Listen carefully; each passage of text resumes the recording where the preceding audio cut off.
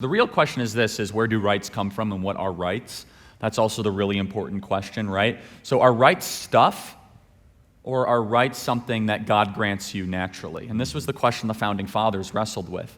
And it's very popular to say that certain things are a human right. And, for example, people say Netflix is a human right, or people say that, you're joking, just wait, it's going to people say that certain conveniences or luxuries are a human right. No, of course not. That's not true. Rights are who you are in the state of nature granted you by God. That's what rights are. So, and this is a harder argument to make because it's so much easier to say, no, free education's a right. And again, I reject that from a pure philosophical and principle standpoint. My argument's a harder argument to make, but it's true, which is that in the state of nature, who are you? You have your consciousness, you have speech, you have ideas, and you should have the capacity to protect yourself and not have your stuff stolen from you. That's basically the entire construct of natural rights. Whereas you have a position that doesn't have natural rights, where it's more of a positive rights standpoint, people believe that rights are things that should be given you the convenience to be able to live.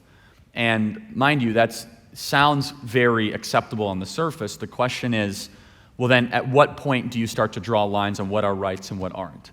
And so people say, well, I know my rights. Okay, what are your rights? And sometimes they don't actually know their rights when they say that. But basically, it's the rights of cross-examination, the right of legal representation against an accusation, a right of due process.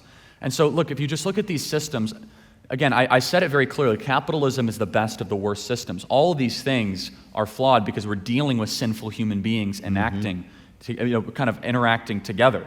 However, if we just look at the data, and this is a very interesting thing that we as Christians need to look for. We like helping poor people, right? Of course we do. That's one of the biggest things that we're told to do. Thanks to capitalism, thanks to free markets, world poverty is at the lowest it's ever been in human history.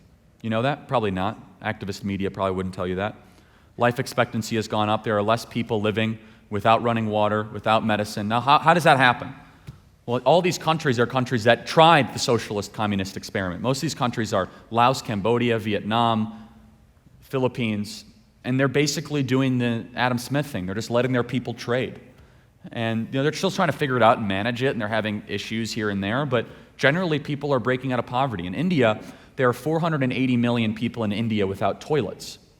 You think you got it bad? They have a larger population than our entire country that doesn't have a toilet. Now that number was 800 million 10 years ago, so they're doing really well. And so when you sit down with the Indian government, when you sit down with their country, there's, what?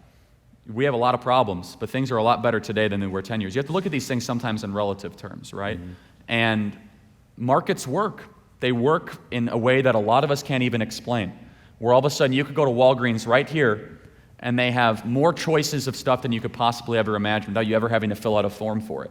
It's because somebody out there is taking a risk to try to satisfy that for you. And I think the other part of this is, look, what system allows you to have work that is meaningful?